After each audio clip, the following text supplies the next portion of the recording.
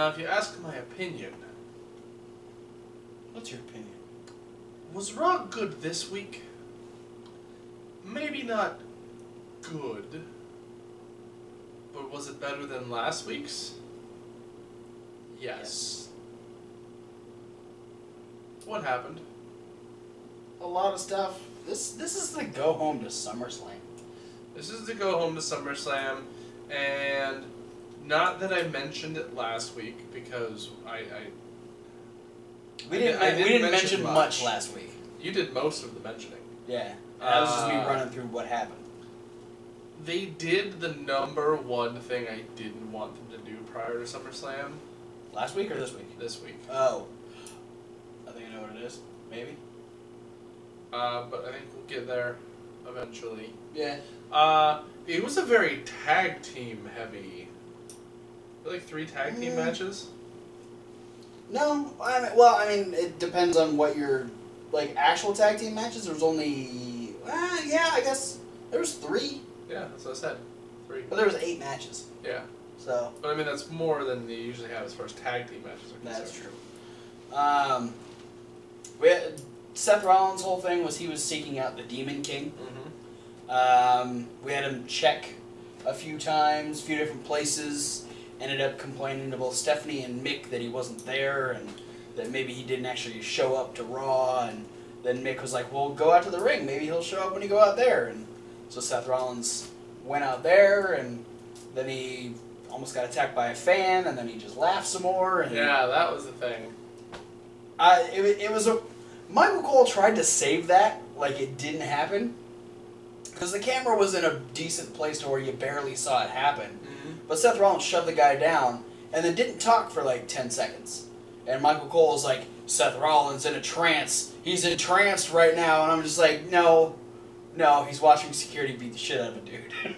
But yeah, so then he took that and kind of ran with it a little bit more. And then we got the Finn Balor first ever demon entrance on the main roster. My biggest gripe with Raw this week. Oh. Because... All right. You want the big reveal for SummerSlam. I mean, despite the fact that, okay, it's happened numerous times on NXT. It's never happened on the main roster. It's never happened on the main roster, and if he's going to probably do it at SummerSlam, why do it 6 days before? Yeah. It immediately kills the mystique. Yeah. No, I agree. It wasn't until you brought it up. Unless it's SummerSlam, they're gonna go way fucking over the top. See, I think they're definitely, they have to add something on Sunday because it is SummerSlam. It's the second biggest pay-per-view. This is Finn Balor's first pay-per-view match. This has to be bigger than any demon like, obviously it's not going to be like WrestleMania level, but it's got to be close to WrestleMania level. Yeah. If they go very basic, I'm going to be real pissed off. Yeah, I mean, that's the thing, is at this point now, I don't feel like they're going to give him any more than they did on Raw. Yeah, I think... And that just completely kills the whole, ooh, it's special, because when did Finn Balor ever fucking become the demon on just a random episode of NXT because somebody was calling him out? Yeah, no, he didn't do it until his first takeover.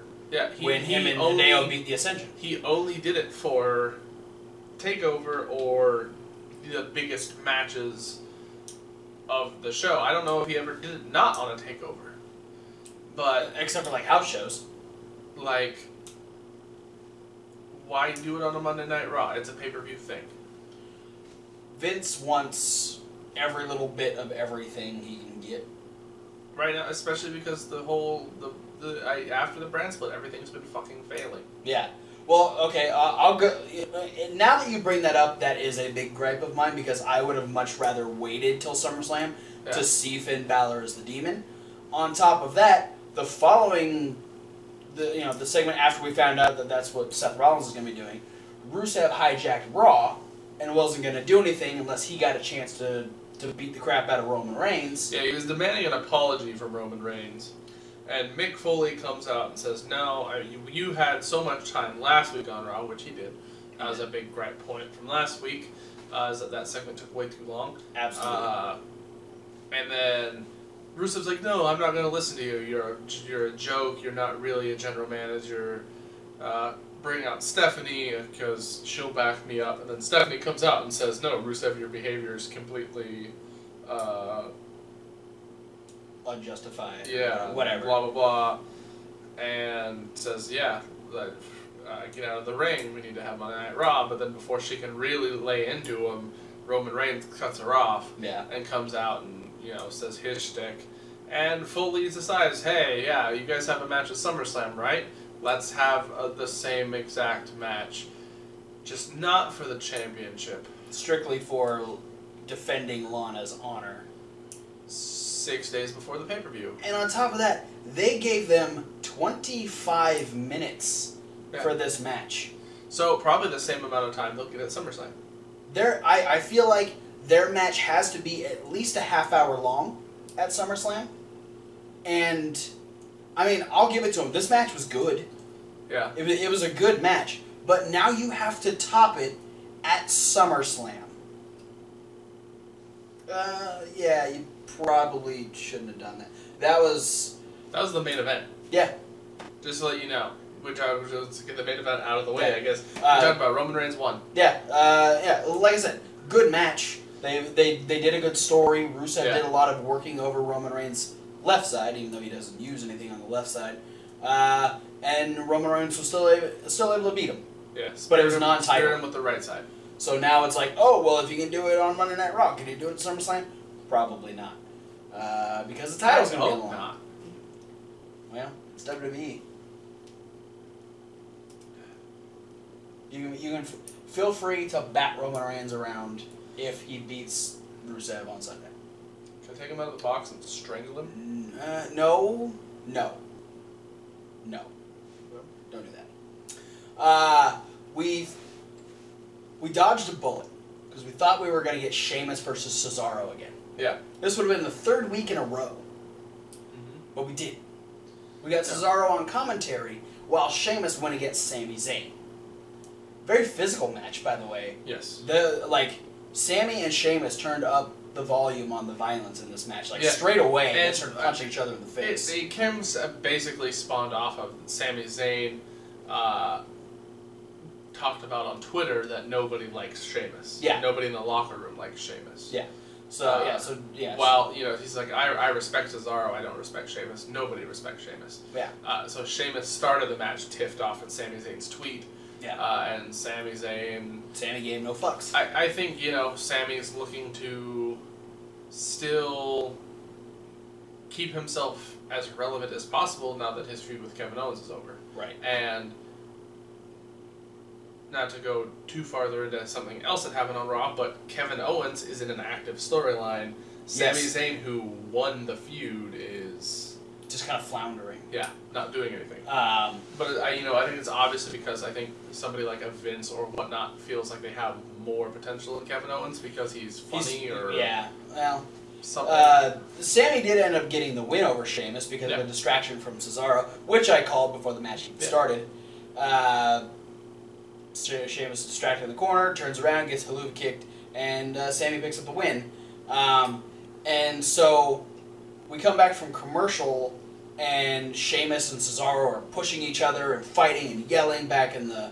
And then Foley puts his big boy voice on. Yeah, no, this is the most This was angry dad Mick. Mick was not fucking around. He's like, I question your shoulder, Cesaro, and you prove me wrong. I question your mentality, and you've got your head in the game, Sheamus. And so he's proud that they proved him wrong on the negative points that he pointed out, but now they're interfering in other people's matches, and he wants that to stop.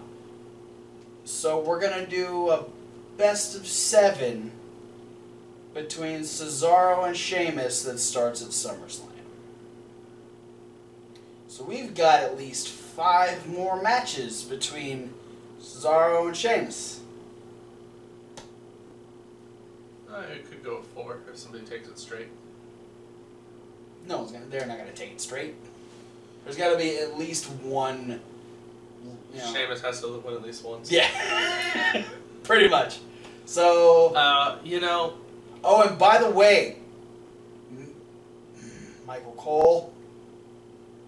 Michinoku drivers and Blue Thunder bombs look so similar. No, I'm not going to. Yeah, don't give him the justification. The only thing I think that will make the best of 7 series worth anything is if at some point while it's happening they give it an end game. If they say, around, say, maybe they get tied at 2 apiece or something, and then Foley comes out before match 5 and they say, oh yeah, by the way, just to up the stakes, the winner of the best of 7 series will face the United States champion at Survivor Series, or will face the Universal champion, or get some sort of benefit. It's going to be a U.S. championship thing because that's where it started. Yeah. Was them doing a #1 contender to see who would get a shot further down the line.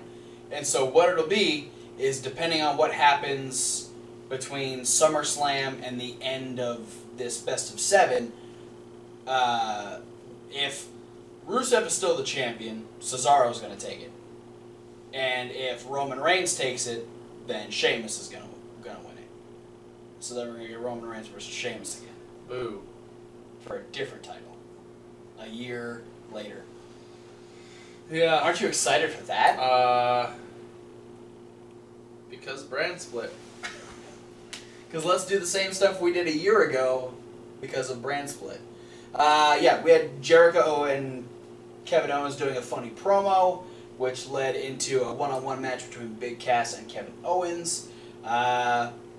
You saw more of this match than I did. Yeah, you left. I did leave. Yeah, no, the match was good.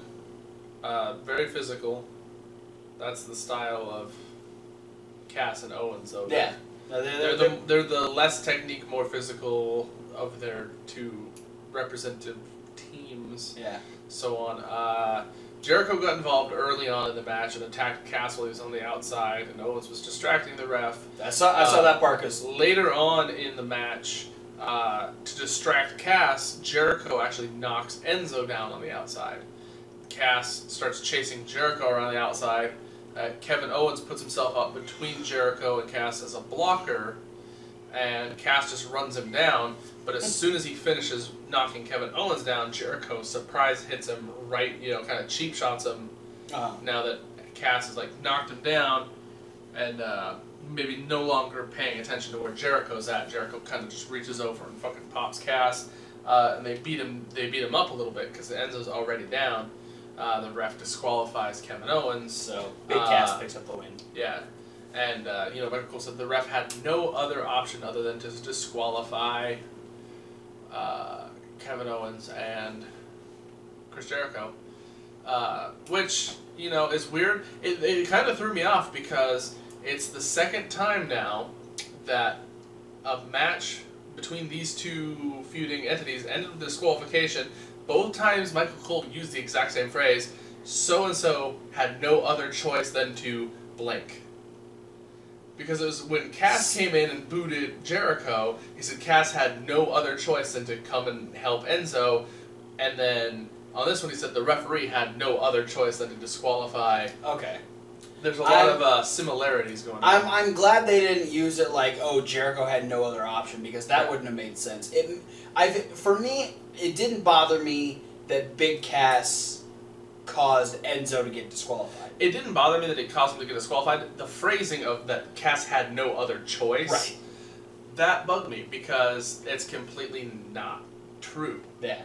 Enzo could have taken a loss, and it wouldn't have hurt them. It would have been better if he would have said, Cass got fed up. Yeah, I don't know. It's... Maybe their tag team match would be a no disqualification in SummerSlam. And then they'll have no other choice. Yeah, than to beat the shit out of each other. We had a match that was Dudley's versus the New Day, which initially was slightly interrupted by the club playing their little doctor gimmick. Yeah. Looking for the cure to ring post-itis. Yeah, Dr. Anderson and Doc Gallows. Yeah, putting eggs in microwaves and watching them explode. and then saying that they need more. Doesn't it explode if you put it in the microwave? Like for reals?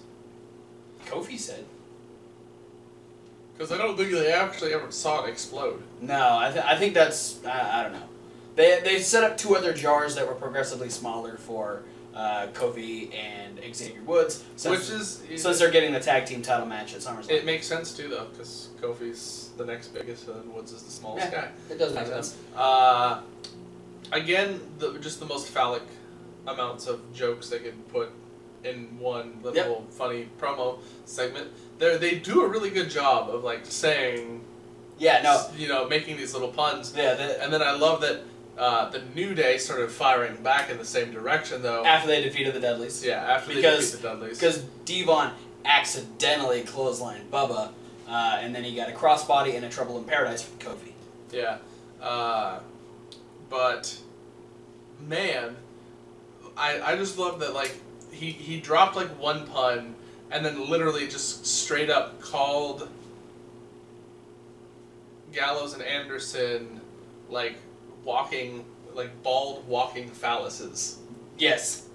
They did indeed call him that. And then said that there's no way they could touch the New Day's rocks because New Day rocks. I appreciated that. It was clever. That was a clever use of their already popular catchphrase. The club would actually have a match later against the Golden Truth, and would beat the Golden Truth. Go figure. With a magic killer. I missed this one because I was in the bathroom. You had walked out of the room. So they hit the magic killer on Goldust after knocking R-Truth out of the ring, and then they're getting ready to start a beat down on Goldust or whatever. Kofi and Xavier Woods run out and start beating them both up. Gallows is on the outside. They end up knocking down Anderson, and as Kofi is holding him, he's laying back like right next to the ropes. Kofi lifts his legs and spreads them, and Woods goes to bash him in the balls with a trombone. But Francesca. It was Francesca 1.5 because it definitely wasn't Francesca 2. It was a much smaller, like the slide was taken out. It was a much smaller version of it. It might have just been the other part of Francesca 1. Oh God. He's going to beat him with a corpse. Trombone corpse. But as he did the upswing, and he was trying to come down, Gallows was behind, grabbed Anderson's hands and yanked him right underneath Kofi, saving Anderson and his nuts.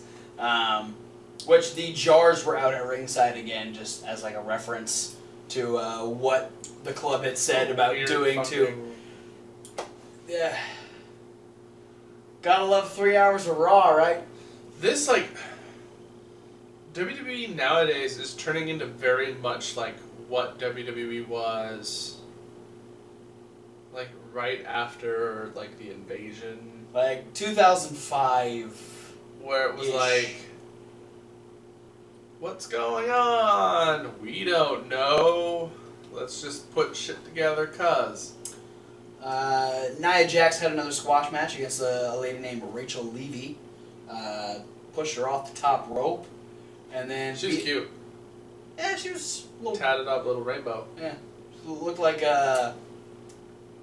Solo Darling without the tail and the ears. Daphne and Solo Darling's love child. Solo Daphne. Daphne Darling. I'd so get behind that. Of course you would. Then she hit the fireman's carry into the front slam, which is good. So still, or what we might call as the flapjacks. Yeah, the flapjacks. Yeah, no, that's. I think that might be. Shout out to you, Pat. Yeah, for that one. That's all yours. You get credit. So yeah, keeping her on her dominant thing. We had a video package for Braun Strowman and how he's the most destructive force in WWE. Even though, wouldn't that be Brock Lesnar? Or wouldn't that be Rusev? Or wouldn't that be Roman Reigns? Or wouldn't that be Sheamus? No, Roman Reigns is only the most destructive force in WWE if you're talking about cakes. Okay. Brock Lesnar is only the most destructive force in WWE if you don't count the wellness policy. Okay. Who else did you say? Rusev? Rusev is only the most destructive force in WWE if Lana's not holding onto his balls. It lets him actually do something. Okay. Sheamus, that's a fucking joke. He's the most destructive force in WWE if you're talking about the mirrors backstage. Alright. Well, from Sheamus to one of your other favorite guys, let's talk about the reunion of the primetime players. It happened. It was fucking stupid. Didn't need to happen. Darren Young unpurposely knocked Titus O'Neil off the apron. And then Titus on purpose hit Titus him. accidentally hit him. Oh, bro, I'm so sorry. I didn't mean to give you my finisher. I'm sorry, I didn't mean to pick you up by the throat and slam you down.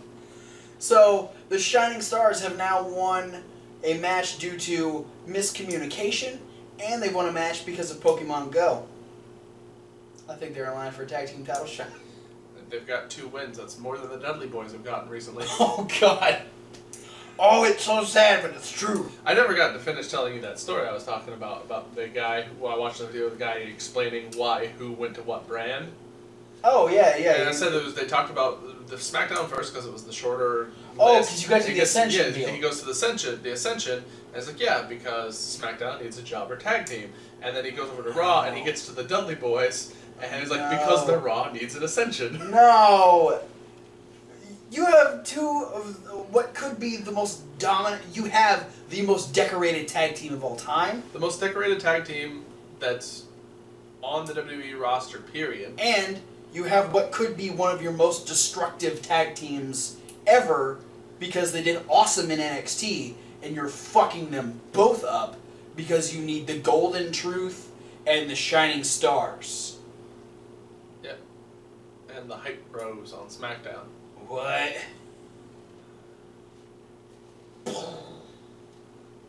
Fuck. Breezango hasn't even had a tag team match on SmackDown yet. Oh well. Okay. Neville beat Jinder Mahal. Yeah, he red arrowed him on the face. After he corkscrew moonsaulted knees to his fucking dome. Yeah. Neville's like, I always say like Neville's always super accurate with his aerial attacks. And I feel like his homing sense was a little off, and it was just all towards the head. Well, he had trouble getting back. I wonder if they're trying to do some sort of storyline where he's trying to make himself confident, but he's because that's why he would do the whole hop on the one bad foot thing. Yeah, like he's just trying to prove that his ankle is good when it's not really, and we're just waiting for someone to call him out on his shit. Because this is the most unsturdy I've ever seen Neville be. Granted, I think this is his first major injury, so that could be it. But I feel like it's just so. It's a head scratcher. Yeah, it's I don't know. I'm not sure. It seems like there could be some sort of underlying storyline that they're trying to like. Heyman and Lesnar came out. I was gonna leave that for the end because that was my favorite part. Fuck it. That was your favorite part? Yeah. Weird. Heath badass, bro. Heath Slater challenged Brock Lesnar to a fight, right then and there. And I said if Heath Slater got a punch on Brock Lesnar, I was gonna buy an action figure. He tried, but he didn't get a punch. Yeah, Brock Lesnar didn't give a shit about Heath Slater's kids. He actually said that. Nor did he give a shit about censoring on WWE television. Luckily, they're on like a 5-second delay, so they were able to. Yeah, you heard the shh. Oh yeah. It. And then you heard the crowd go, "Oh, he said a word." They did that in unison. Yeah, the whole crowd. He said a word. He said a word. Don't say shit. Don't say shit. Shit's not PG. Oh man. Heath ended up taking 2 German suplexes and an F5 for being a ginger, I think. And that was a message to Randy Orton. Don't be a ginger at SummerSlam. Luckily, Randy Orton is a brunette.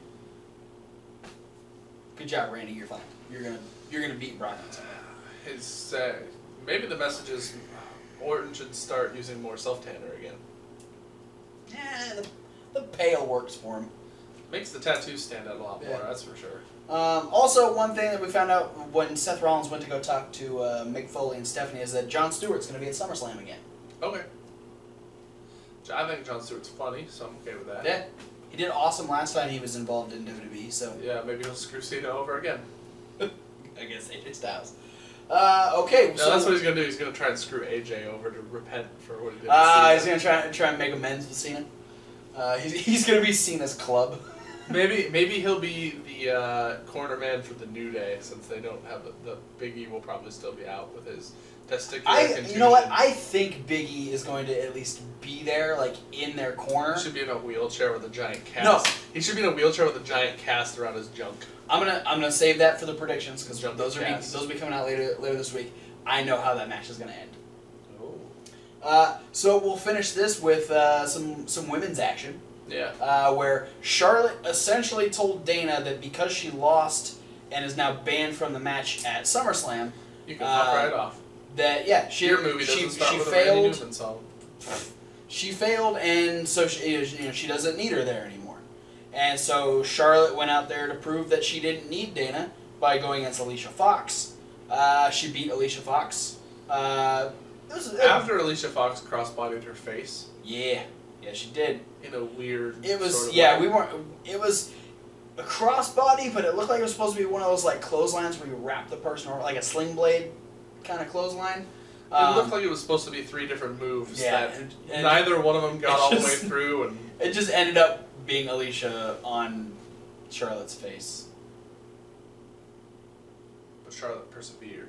Yeah. Ended up beating Alicia Fox with the natural selection, picked up the win, and then Sasha, who was at commentary, they kind of had like a stare down from across the arena.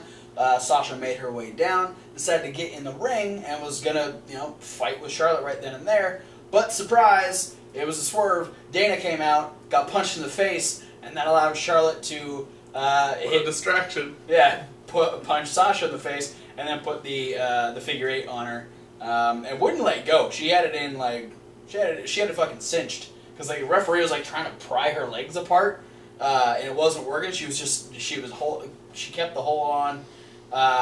So it was I don't know if it was a screw job or if Dana just kind of reproved herself. I sort of think that's what they're going for. Think she reproved herself? It wasn't like a, hey, I don't like you, so, I don't like you, don't help me later, and then Dana comes out and, I don't know. Somehow, it was... All I know is every time that Dana tries to help Charlotte with Sasha punches her in the face. The best one was when they did the intergender match, and Dana comes running down, and Kevin Owens is on commentary, and he goes, "Oh, here comes the Dana girl. She's about to do something." She gets punched in the face, and goes, "Oh, never mind." Yeah, Sasha's just really good at knocking Dana out. She's got, like, Dana senses. Yeah. My Fitbit senses are tingling. So, yeah, in the most bizarre order that we could come up with, we just talked about everything that happened on Raw. Yeah. So...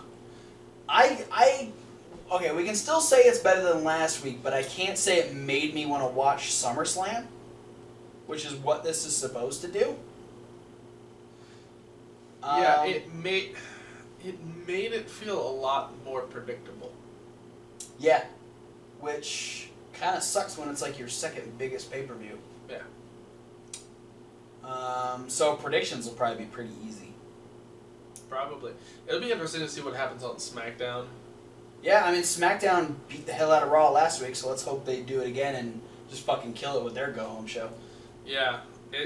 That'll be the most interesting take on it, because I'm curious of what happened during the initial first brand split, if that's going to happen again during this brand split, where, we had that era with Edge and Benoit and Eddie and all the super talented wrestlers, and Angle and Lesnar and Rey Mysterio were all over on SmackDown. Yeah. And really like tearing things down. Well, I mean, while Raw had like Hogan and Flair and stuff. Raw did have and like badass Undertaker, who not taking anything away from the Undertaker, but You know, that was when Undertaker was like 315 pounds and super sluggish and not doing so hot. But it wasn't too long after the brand split happened that he went back to the Dead Man and then got drafted to SmackDown. Yeah. So, I mean, SmackDown might be redoing the exact same thing they did last time. Because, I mean, if you think about it now, they've got Orton, who's good. They've got Cena, who's good. They've got Styles, who's really good. They have American Alpha. They have Ambrose. Who are like the new Team Angle. Yeah. Ambrose is over there. Ziggler's over there. A lot of guys, Apollo Crews is over there. So a lot of the young, hungry talent is over there. So yeah, it'll definitely be interesting to see what happens tomorrow or tonight for SmackDown. Once again, I'm hoping that SmackDown can show us that there's something worth watching on TV for WWE other than NXT and the Cruiserweight Classic. Yeah. Which we'll have reviews for after the SmackDown rundown. Holy crap. But for now, thanks for watching. Don't forget to like and comment and subscribe. Click all the links. Check out the podcast. Check out the playlist. The playlist is over here. The podcast is down there. In the links. In the links. The podcast, if you just want to listen to reviews, which actually, you podcast listeners will actually get a prediction this week because we're going to add that into our NXT review. So you get your first ever podcast predictions, but that won't be a regular thing. Aren't you special? But for those of you that are going to want to check out not only the predictions for SummerSlam, but also the Cruiserweight Classic, you want to check out here on YouTube because it'll be up in the playlist because those are YouTube exclusive videos. Go check out our other site on the YouTube as well. We have another channel. It's called Reasonable Wrestling Fans. That's reasonable with a W at the beginning. The rest of it's spelled the same. Check out the other side of us, the not so sitting on a couch talking about shit side. Exactly. Thomas Wolfe Writes. We do fantasy warfare. We compete. There's a competitive side to the Reasonable Wrestling Fans page. We now put our unboxing videos over there when we get the Wrestle Crate up there. So there's going to be more stuff heading in that direction. Comment below here or over on that page or anywhere on the social medias that you can find in the links if you want to see any weird kind of videos over there, if you want to see us do the Cinnamon Challenge, if you want to see us chop each other, if you want to see us review old pay-per-views, if you want to see us... If you want to see us actually have a wrestling match. Yeah. We can do that. Yeah. We have the means. We can try and climb into the ring. Yeah, no, that's what I'm talking about. We can get in that ring and do it. I'll do it. You know what? Just for the hell of it, for those of you checking out videos, check out our indie news because Ring of Honor's BJ Whitmer gave us an intro card. We got to hang out with him over the weekend. And so be sure to follow him on Twitter at BJ_Whitmer or check out his pro wrestling tees at prowrestlingtees.com/BJ Whitmer. Yeah, it's pretty good. It's got t-shirts on there. Yeah. And it's pro wrestling tees. Oh yeah, that's why it's called that, huh? Thanks for watching, and we'll see you at whatever video you decide to watch next.